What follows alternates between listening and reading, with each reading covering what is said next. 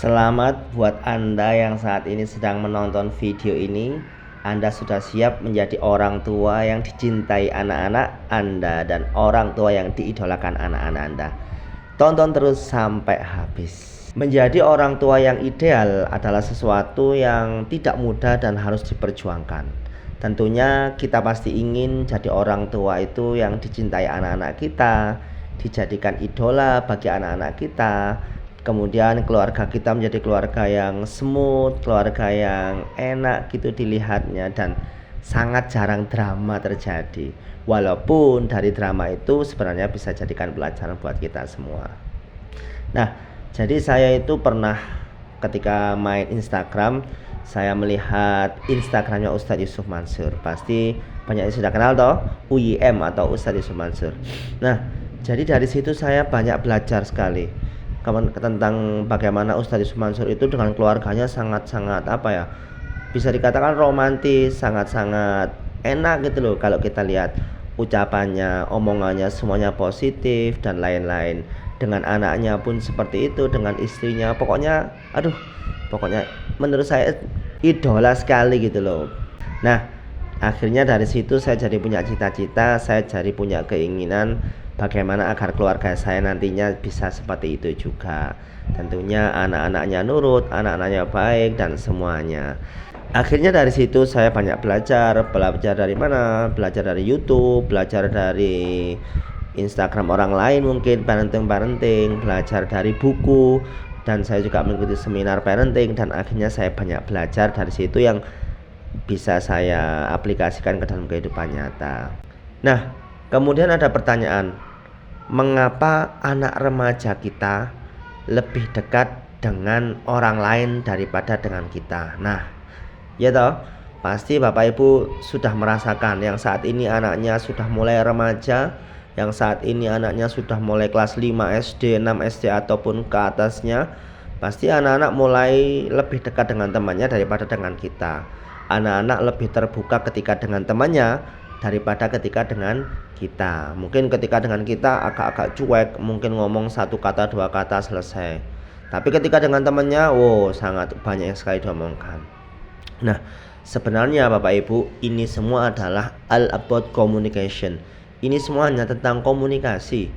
Jadi kalau mau meruntut ke belakang, kita itu kan sering berkomunikasi dengan anak dengan komunikasi yang mungkin kurang baik, mungkin dengan komunikasi yang gaya lama, komunikasi tradisional, yaitu komunikasi yang suka merendahkan atau menjudge anak-anak kita, komunikasi yang suka mengintegrasi, interogasi, mungkin seperti itu ya, sehingga itu membuat anak-anak kita kurang nyaman terhadap kita, dan akhirnya yang terjadi, mereka mencari pelarian, mencari sosok yang lain yang akrab dengan mereka. Nah, ini juga ada kaitannya dengan rapport building. Rapport building itu apa sih? Jadi seperti gaya komunikasi antara anak di sini dengan anak ya, lawan bicara kita dengan anak. Nah, teman-teman mereka itu sudah berhasil menerapkan rapport building kepada mereka. Jadi rapport building seperti ini loh, misalnya. Jadi jembatan komunikasi antara kita dan lawan bicara. Dalam hal ini tentunya anak. Lah, tujuannya apa rapport building ini? Untuk meminimalisasi hambatan komunikasi, kemudian untuk membangun trust, kemudian untuk menghadirkan kenyamanan serta membangun koneksi antara pikiran bawah sadar dengan anak. Sehingga setiap informasi yang akan kita berikan kepada anak atau yang diberikan orang tua kepada anak, itu semua akan diterima dengan baik. Nah, ada juga salah satu teknik komunikasi, yaitu pacing and leading. Ini penting sekali. Sebagai orang tua, kita penting menguasai komunikasi ini. Apa sih itu pacing and leading? Jadi pacing sendiri adalah upaya menyejajarkan, yaitu upaya kita untuk meniru, menyamakan, mencocokkan atau memenuhi kebutuhan orang lain.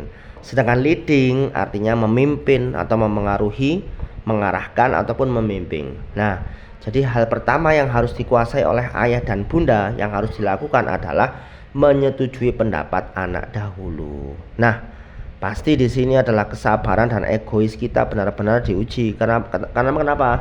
Ketika kita berbeda pendapat dengan anak, Itu yang sangat menguji kesabaran kita tadi. Nah, ini adalah tahap awal komunikasi Bapak Ibu.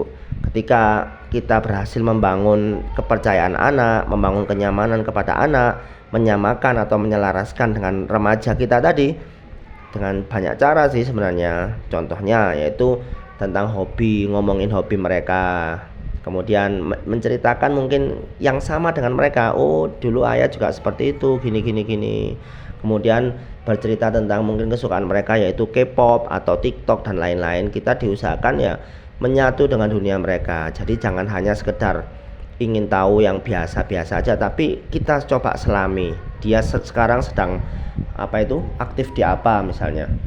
Mungkin oh dia suka film inilah, kita harus tahu film itu supaya apa, supaya omongan kita dengan dia nyambung sehingga terjadilah di situ komunikasi. Itu namanya passion tadi. Nah, kalau sudah passion barulah kita melakukan leading.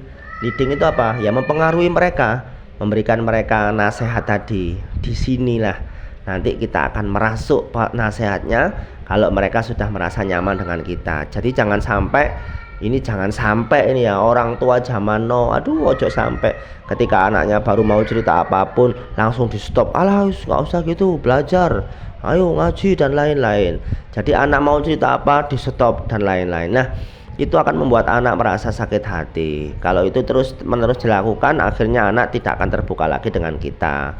Susah toh kalau anak nggak mau terbuka.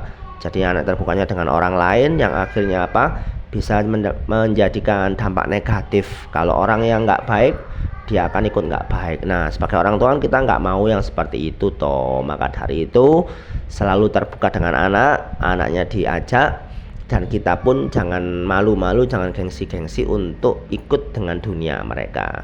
Setelah itu, nah di tahapan leading tadi, mempengaruhi tadi, kita bisa masukkan pesan-pesan yang ingin kita masukkan. Contohnya apa?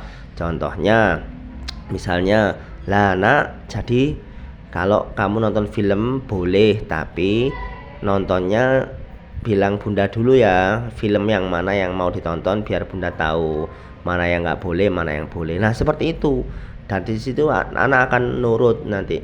Jadi semua ada tekniknya lah intinya. Jadi itu ya harapan saya, harapan kami semua, anak-anak kita semua jadi anak-anak yang nurut, anak-anak yang berbakti kepada orang tua, anak-anak yang mau mengikuti jalan yang sudah kita tentukan, yaitu jalan yang kebaikan. Amin Allahumma amin. Semangat tahun baru 2024 menjadi lebih baik lagi. Wassalamualaikum warahmatullahi wabarakatuh.